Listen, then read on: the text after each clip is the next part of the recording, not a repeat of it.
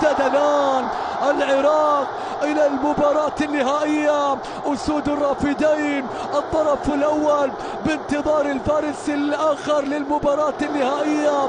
مبروك من الأعماق لشعب العراق الحبيب، للعراق وكل أهلها. مبروك من الأعماق ليونس محمود ولكل الأجيال السابقة وللجيل الحالي. مبروك من الأعماق للبصرة وأهاليها. مبروك للمدرب واللاعبين والجهاز الفني. مبروك لأيمن حسين وإبراهيم بايش.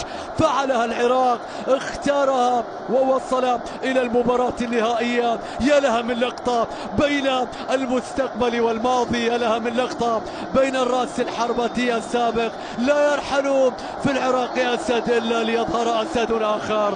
مبروك من الأعماق لكل هذه الفرحة الكبيرة ولهذه الدموع التي تنهمر فرحا.